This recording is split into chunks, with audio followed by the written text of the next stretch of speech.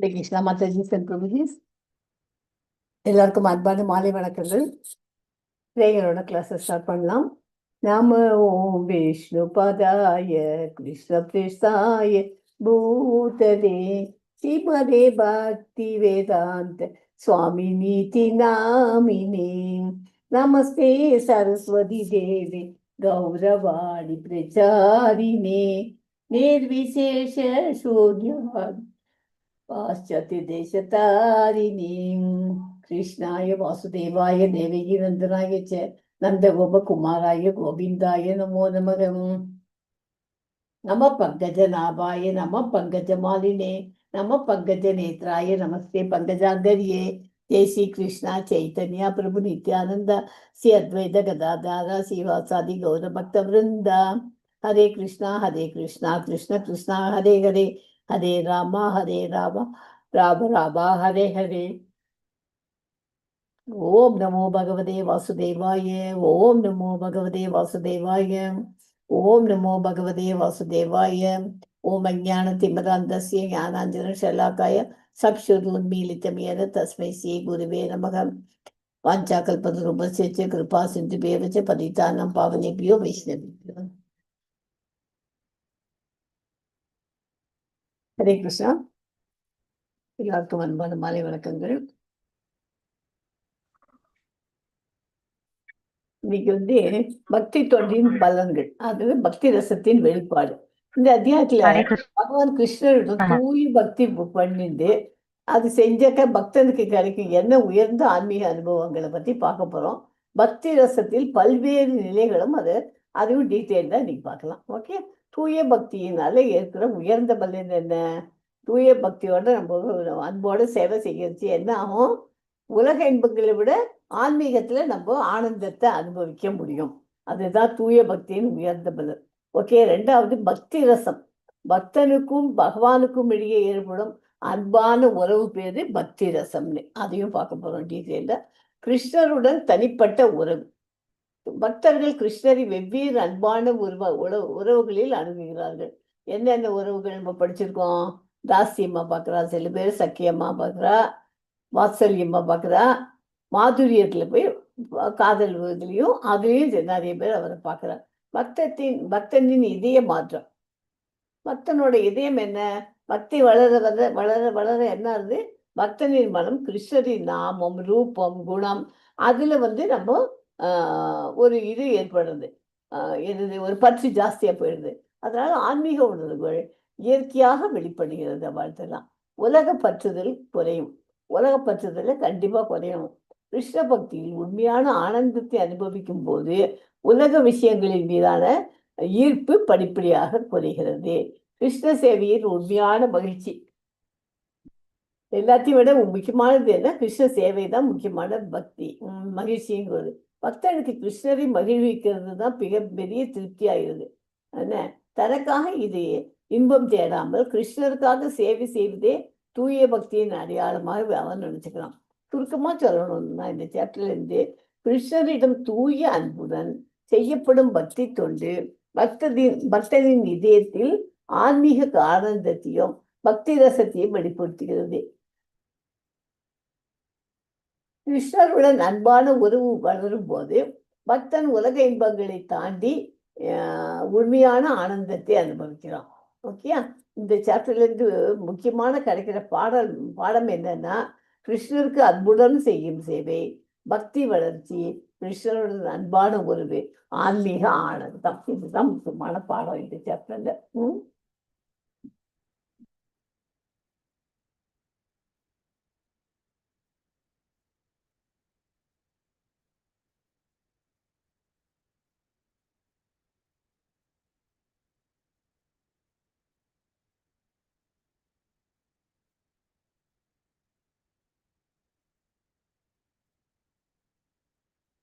Chapter இது video தெரியுதாமா? Audio video கிளியரா இருக்கா? கிளியரா இருக்கு மாதாஜி. ஹரே கிருஷ்ணா மாதாஜி. கிளியரா இருக்கு மாதாஜி. கிளியரா இருக்கு மாதாஜி. ஹரே கிருஷ்ணா தங்கமணி மாதாஜி. மியூட்ல இருக்கீங்களா? இருக்குங்க மாதாஜி, தெரியுதுங்க மாதாஜி, நல்லா தெரியுது. வாய்ஸ் கிளியரா இருக்கு.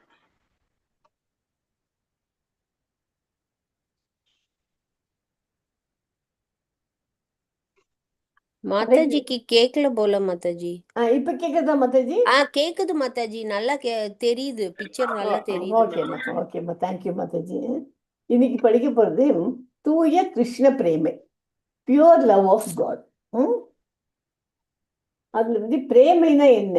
பிரேமைனாக்க பக்தியினோட உச்சநிலை, எந்த சுயநலமும் இல்லாத கிருஷ்ண அன்பு, கிருஷ்ணரின் மகிழ்ச்சியே பக்தனின் மகிழ்ச்சி. இத்தனையும் பார்க்க போறோம். முக்கியமான கருத்து என்னன்னா, பக்தி வளர்ந்து வளர்ந்து இறுதியில் பிரேமை ஆகிறது. கொஞ்சம் கொஞ்சமா வளரும். அது நாம ஜெபம் பண்ண ஆரம்பிச்சதுல இருந்து நம்ம இப்ப இருக்கிற ஸ்டேஜுக்கே வித்தியாசம் வந்துட்டே இருக்கு இல்லையா? இன்னும் நாள் ஆக ஆக நம்ம அது இதுங்கிறது அவர்கிட்ட நம்ம பக்தியோட ஈர்ப்பு ஜாஸ்தியா போக போக இறுதியில பிரேமைங்கிற ஸ்டேஜுக்கு வருவோம். ஓகே,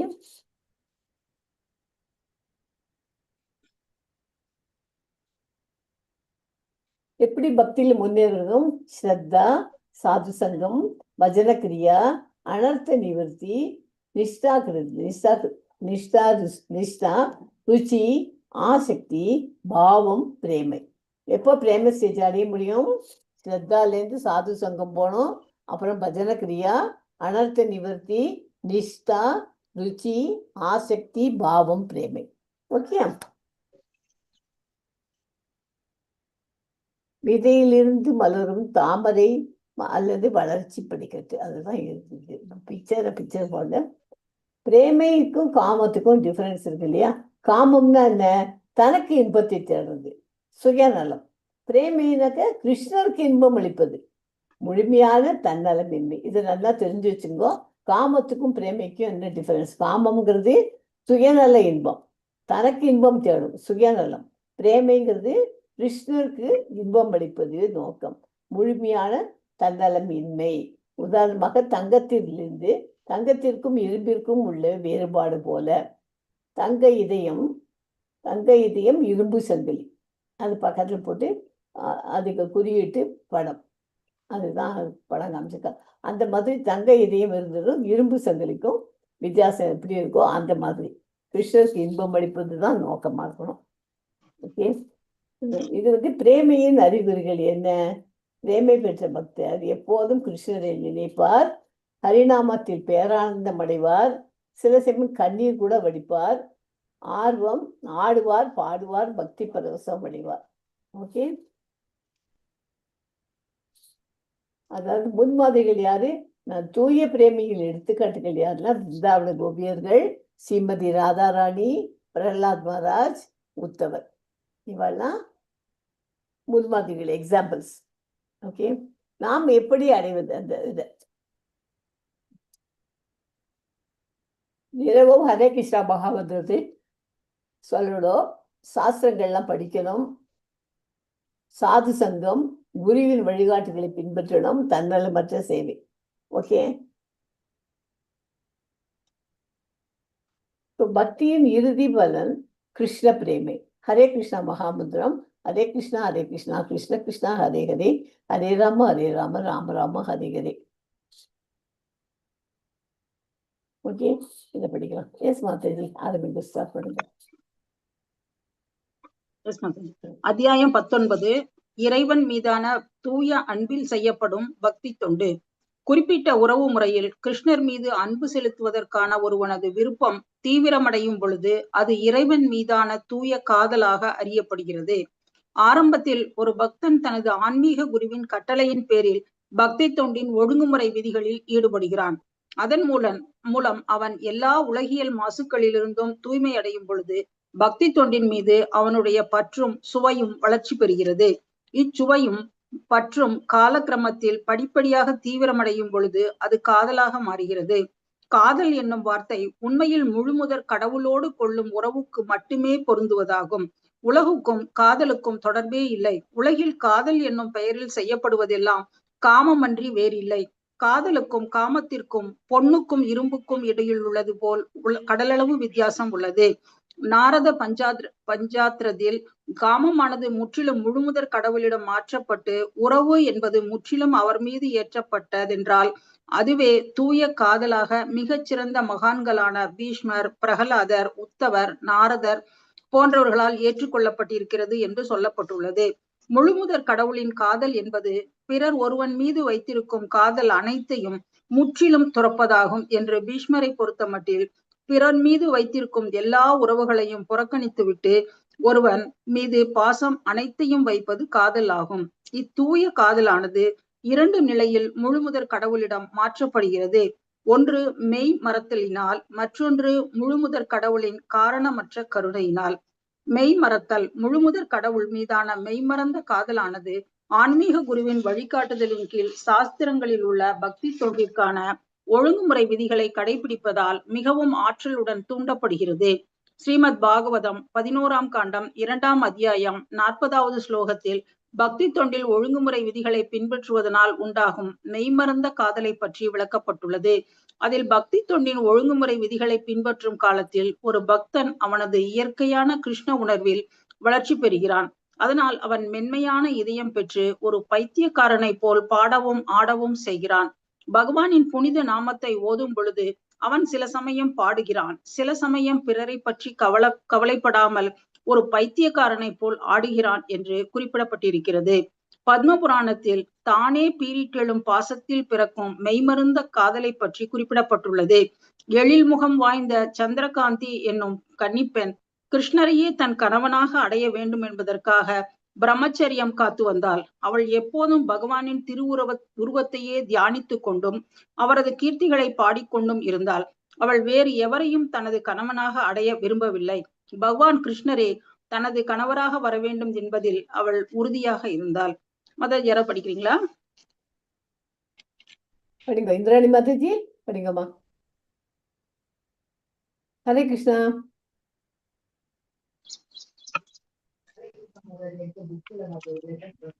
பகவானின் விசேஷ கருணை.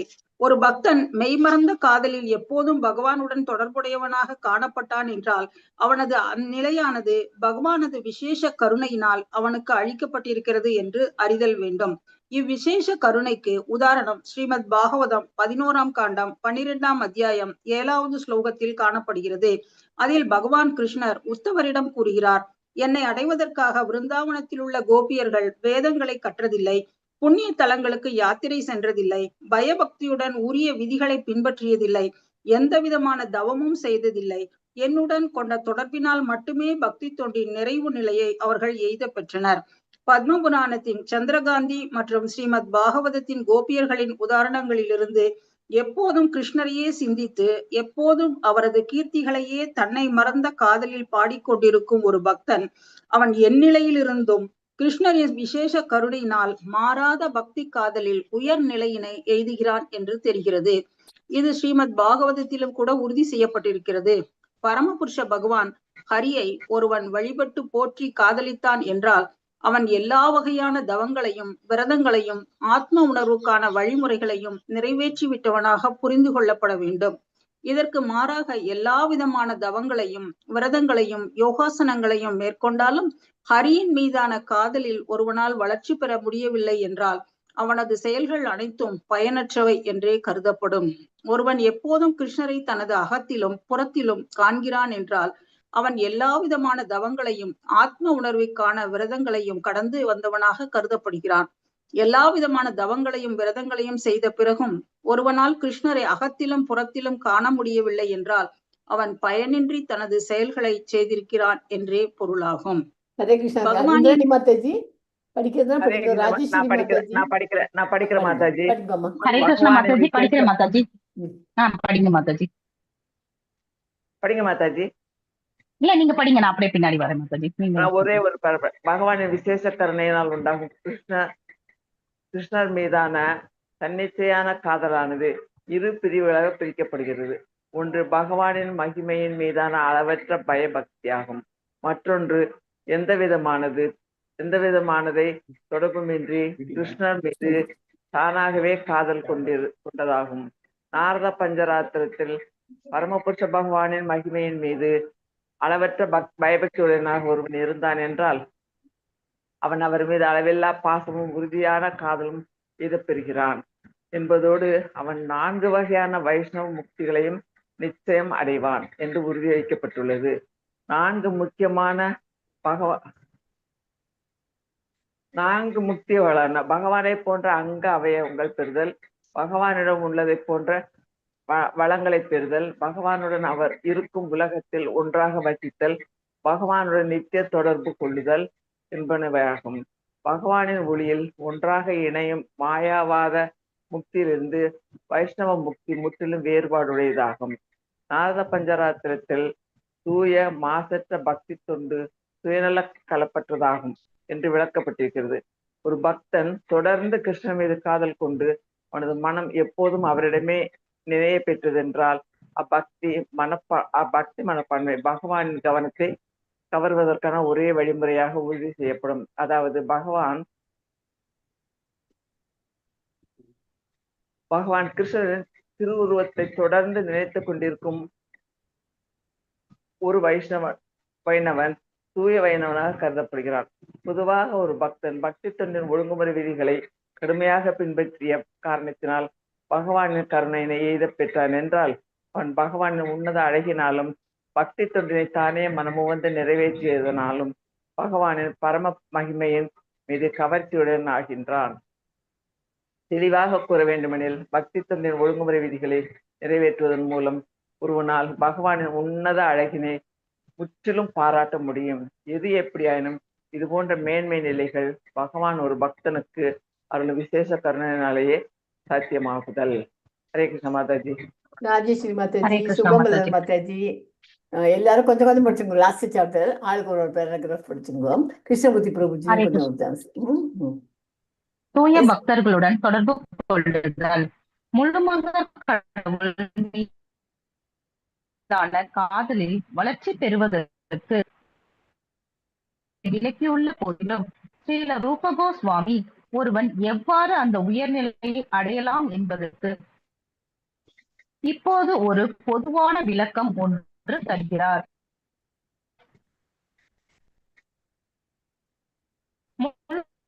காதலின் ஆரம்பம் மாதாஜி டவர் ப்ராப்ளமா இருக்கு. ஆமா, சரியா கேட்கல மாதாஜி. மற்ற சங்கங்களுடன் சிறிதளவு இப்போ ஓகேங்களா மாதாஜி? ஹரே கிருஷ்ணா. ஒருவன் ஆமா, வேற. தொடர்பு கொண்டான் என்றால் தூய பக்தி தொண்டில் இப்ப கரெக்டா இருக்குங்களா? ஹரே கிருஷ்ணா. அவனது வளர்ச்சி வேகம் பெறுகிறது. தூய பக்தியின் பாதிப்பு எப்படிப்பட்டதென்றால், யாரேனும் ஒருவன் சிறிதளவு